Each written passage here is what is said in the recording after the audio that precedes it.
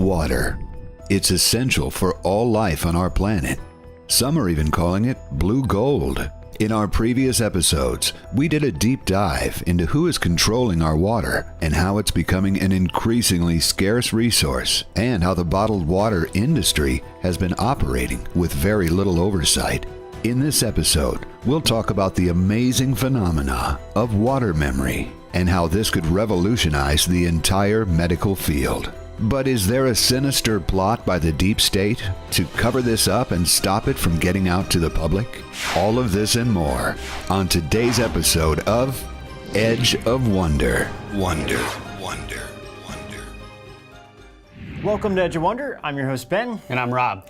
Water is one, if not the most important resource on our planet. I mean, without water, we would all die. This is why some people are now referring to water as blue gold. On our last two episodes, we went in depth on the water crisis, bottled water, and who really owns water. On this episode, we are going to talk about what water memory is and how water may in fact be one of the most amazing elements that exist on our planet, one in which we all take for granted. Also, after our series on the deep state, we realized that water plays a part in this sinister plot, just like everything else. But we'll get into this later on in the episode. So let's dive into it. Jacques Benveniste, who was head of the INSERM's Unit 200 directed at immunology, allergy, and inflammation, was the first person to discover that water has memory. His work in the 80s was based on the homeopathic medicine concept of dilution increases potency, which made homeopathic medicine more mainstream. The concept is when you dilute medicine, it actually has more of an effect on the body because it activates your own immune system while bringing you less side effects. Benveniste wasn't really interested in the aspect of water memory at all. It wasn't until he discovered this by accident. He started to experiment, and they took an anti-serum or antibodies to test people's blood for allergies. Homeopathic medicine used water to dilute substances, followed by vigorous shaking of the vials, in which it is believed energizes the water. So he used 20 vials of water, and each one was diluted by a factor of 10. The second dilution was 100 times weaker, and by the 20th time, it would be the same, which was almost like putting a drop in the ocean. There was nothing left of the serum. Benveniste then asked for the vials that were the most diluted to be added to the blood samples, in which he thought for sure nothing would happen since, it basically contained nothing of the original anti-serum. If someone was allergic to the serum, the white blood cells, or specifically basophils, would cause them to die or degranulate on contact with an allergen releasing histamine, which is involved in inflammatory response. But in this case, nothing should happen. However, they found that the amount of cells which were degranulated by the dilution was just the same as in the full-strength allergen. Benveniste first thought it just wasn't there, so they tested it again and they got the same results. After the next test showed the same results, Benveniste said he was completely flabbergasted and he had no explanation of how this happened. As are we, that's crazy. So after 2 to 3 years of devoting all of his time to getting to the bottom of what was going on and how this could happen, he said that there was no possibility that any molecule could have possibly survived. This discovery of memory of water made Benveniste feel he might have stumbled upon one of the greatest scientific discoveries of the 20th century. The media in France were eating this up, but the scientific community remained silent on the matter. Benveniste already had works published in one of the most popular journals of all time, Nature. But with this paper, the chief editor, John Maddox, refused to publish it. Benveniste kept calling him and was confused on why he wouldn't publish his paper when they published all of the others. Now let's think about this for a moment. After doing our Deep State series, in which we are no way finished, we could talk about this for the next 100 episodes. But we are now looking at everything we come across to see what is connected to the Committee of 300. Now, the journal, Nature, isn't part of the 300. However, according to John Coleman, who wrote The Conspirators' Hierarchy, the Committee of 300, and Fritz Springmeier, who wrote The Bloodlines of the Illuminati, the Royal Society is connected. It had members such as Charles Darwin, his cousin Francis Galton, Isaac Newton, Benjamin Franklin, along with Norman Lockyer, who was also the founder of Nature Journal. Right. So the Royal Society's website states that its roles are promoting science and its benefits, recognizing excellence in science, supporting outstanding science, providing scientific advice for policy, fostering international and global cooperation. Global cooperation. Yeah, that doesn't bring up a red flag. Also, just to let you know, Darwin's cousin Francis Galton coined the term eugenics based on Darwin's theory of evolution, which is what our entire Deep State series is about. So global cooperation for sure sets off an alarm for us. Also, if you didn't know, Darwin influenced Marx's work after reading his theory on evolution. Marx said, quote, "Darwin's work is most important and suits my purpose in that it provides a basis in natural science for the historical class struggle," end quote. So on this, you can say Darwin influenced communism. Also, this even goes deeper into Satanism because Fritz states in his book Bloodlines of the 𝘽𝙧𝙚𝙯 about Darwin, quote, "The theory of evolution is important because it allows people, including the victim, to not take moral responsibility for their actions, and it is also the basis of some of the Hinduism and witchcraft teachings that will be given the deeper altars. This is a backdoor approach to destroy godliness that is carried out on children in general." What? Yeah. Okay, this is seriously a whole episode on its own. What Darwinism is, and if it has roots in Satanism, and why this theory has been published by science and academic leaders, etc., etc. But would y'all like us to do this? You want to know about evolution? It can be a dicey subject, but we'll get into Darwin if y'all want. Let us know. For sure. It's kind of why we stayed away from it for a while. It is. But okay. Let's digress and go back to our original story here. We need to explain this to show that there is a potential motive on why they don't want to publish Benveniste's paper. So if they are the cabal here, then this makes perfect sense. Benveniste's work was challenging the entire plan of pyramid structure. Imagine you can be healed of an illness without even taking medicine. Yet these 𝘽𝙧𝙚𝙯𝙯 wouldn't stand for it. Finally, the editor of Nature at the time, John Maddox, finally agreed to publish it. But it came with heavy warnings that went something like, if Benveniste was right in his finding, almost all of the scientific understanding we have today would be trashed. So therefore, it is highly unlikely his findings are true.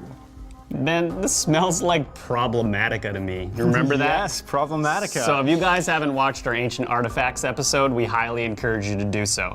So Maddox, to get back to this, Maddox himself, along with one other so-called scientist and a magician, why your guess is as good as ours, also wanted to oversee his experiment. So according to the documentary Water Memory by Wonderful Content in Motion, Benveniste had a journalist from a French publication who had a medical background pretend to be an assistant who he dressed up in a lab coat to oversee the whole thing and record it. Benveniste agreed to it with no issues at all. He didn't know this scientist, and in his own words, he soon realized that these guys were fraudbusters and may not actually be scientists. The magician distracted people while the other two messed up the experiment. Maddox even stated in an interview in the 80s that they believed Benveniste, but thought someone in his lab was playing a joke, which ended up being their final explanation of how this worked. So at first, everything worked out and the experiments tested positive. Then, according to Jacques Testart, another biologist who followed his work, the three started to put in place certain procedures out of the ordinary just to show he was wrong, and which made the tests for the memory of water fail. The team from Nature flew back to London, and that is when they published the article discrediting Benveniste and all of his research. Benveniste even stated that they were trying to do this experiment themselves, but as soon as one failed, they ended the test and said the whole thing was worthless. So the whole media labeled it as a scandal and no longer wanted to have anything to do with him, and a number of well-known scientists and doctors took a stance against Benveniste and basically branded him as an outcast and a mystic in which no one should pay attention to. Does this sound familiar? That's what they do to everyone. Yeah, exactly. However, Benveniste responded by saying, instead of condemning me, why not try to help me in conducting your own research and see if you can find the same results I had? Well, that's because you're rational, Benveniste. Right, exactly. I mean, really, it's like, this is what scientists should do. You're right, exactly. To always push the boundaries, but it seems like the scientists are more restricting the boundaries. However, Testart believes Benveniste, but stated that today, anyone who'd like to work on the memory of water would have to be able to interest businessmen. But the institutions don't put a penny on something that is so marginal and will immediately be fought by all scientific groups. Now, Benveniste died after undergoing heart surgery in 2004 at the age of 64. Many of his colleagues and friends were asked if foul play was involved. None of them really confirmed or deny it, and I mean, we tried to do our own research and look into this, but with not so much luck we had finding anything out, so it's kind of hard to say. Fast forward a few years, and an unlikely person started to get interested where Benveniste left off.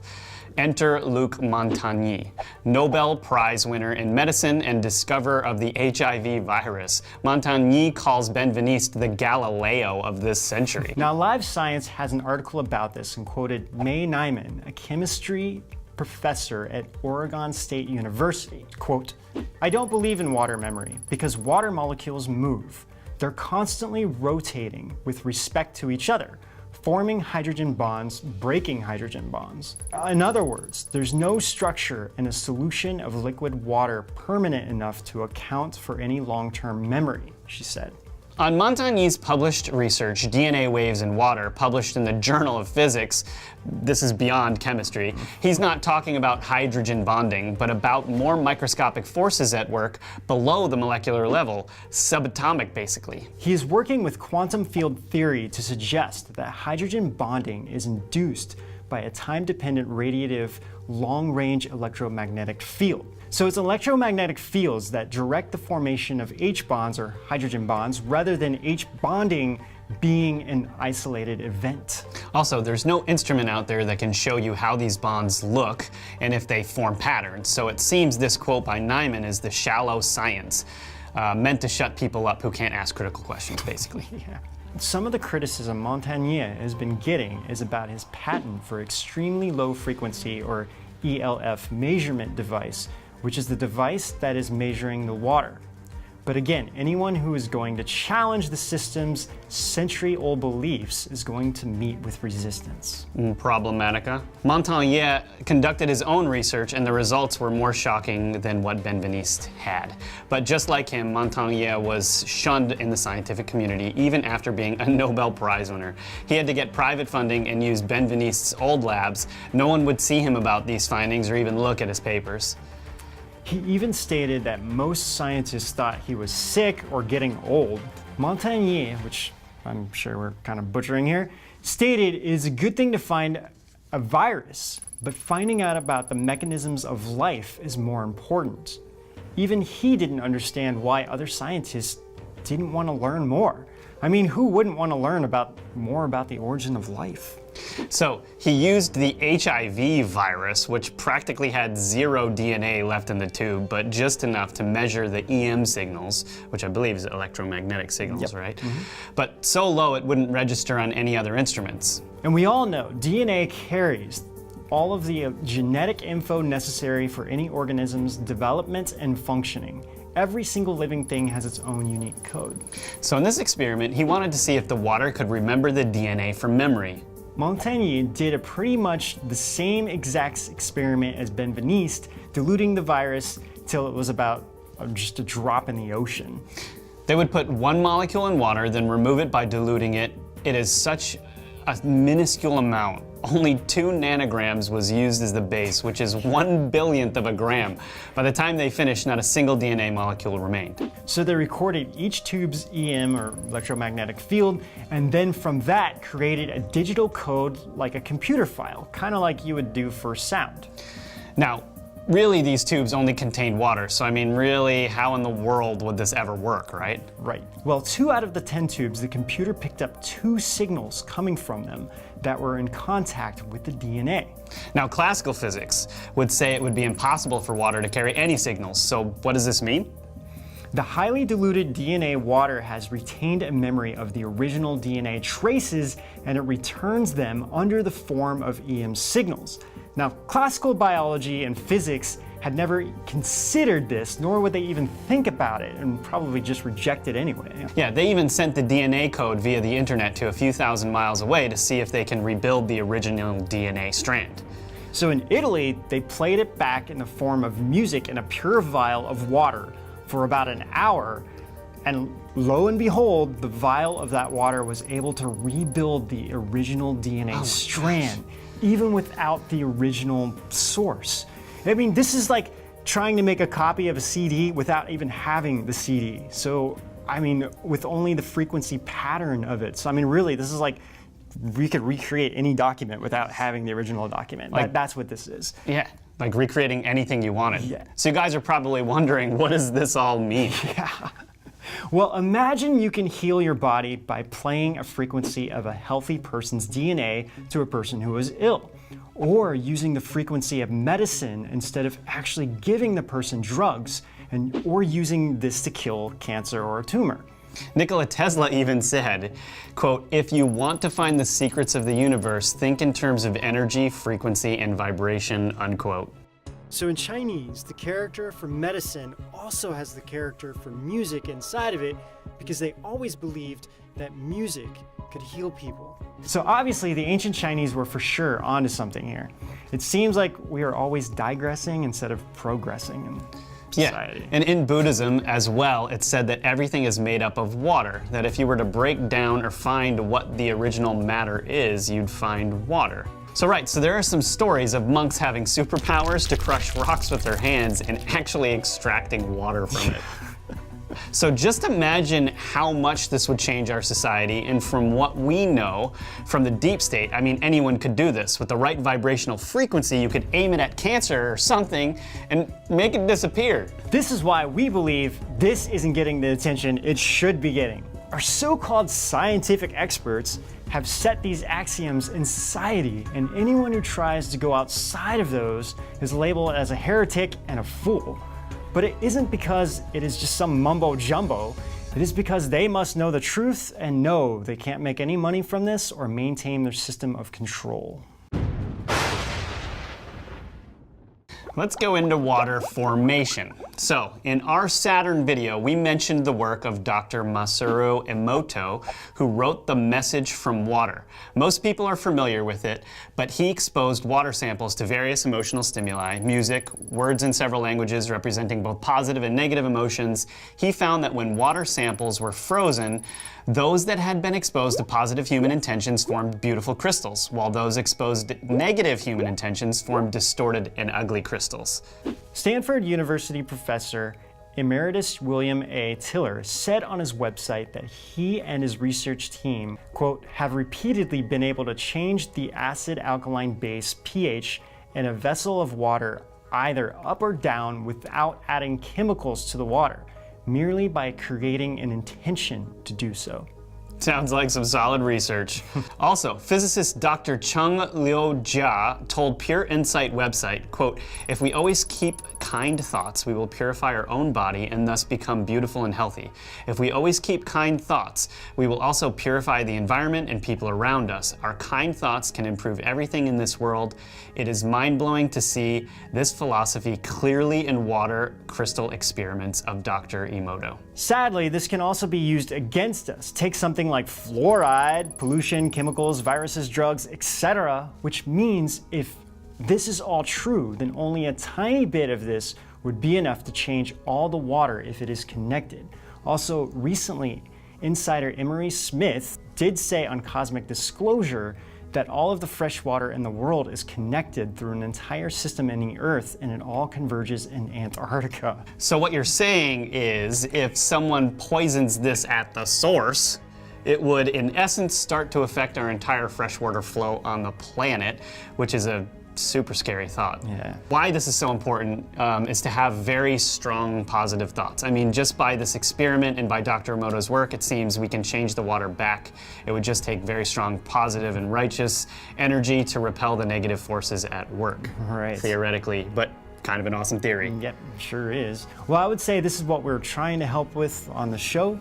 I know some of you have questions about why we're doing this or what our ultimate goal is. I mean, we've been getting a lot of comments like this. Funny ones recently. Yes. Someone asked Q yesterday whether we were legit or not. I know. I was really surprised about that. I was like, well, I think once you watch us, you should be able to know. But honestly, we just couldn't hold it in. We had to start speaking out about all the evilness that is taking place and wanted to bring disclosure, lead people into the light of the one Creator, and give people hope.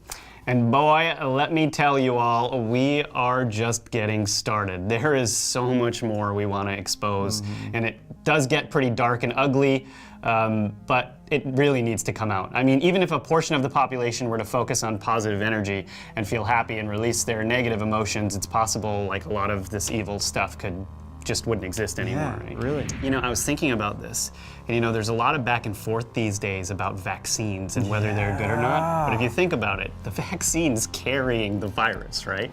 You're injecting it into yourself, and your blood is basically a variation of a type of water, like your body system's water flow. That's true. I mean, it's not gonna forget, right? Like, think about it. That's super scary. And then everyone's out there just like, it's like, you have to get vaccines. Well, that's something we haven't even gotten into yet. And you think the deep vaccines. state doesn't know about this vibrational stuff? Yeah, they know, and they have the technology, and they can turn it on anytime, and then what happens to people? And this is why we really believe that they're trying to silence this, for sure. Exactly. And I mean, dams is a whole other thing that we didn't even get into, because there's a lot of people that believe that the fresh water flow is kind of like the blood circulation of the earth, and when you cut that in half, it's like cutting your circulation. Yeah, no, for sure. And it's causing all kinds of problems of this world. But we wanted to get into that in this episode, but it's a little too much. And so water is a way bigger topic than Ben and I thought when we first started it researching. is. That's why we've done 3 episodes, and we didn't even do fluoride. We could do this damn thing, but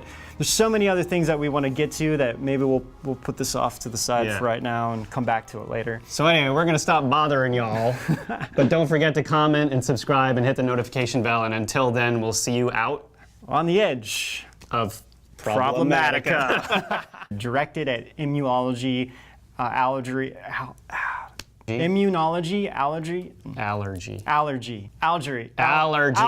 and inflammation. Eric, I want this to get on the bloopers. So let's dive into it then. We're gonna be on this first paragraph for a while, boys. It's not like I don't know the word.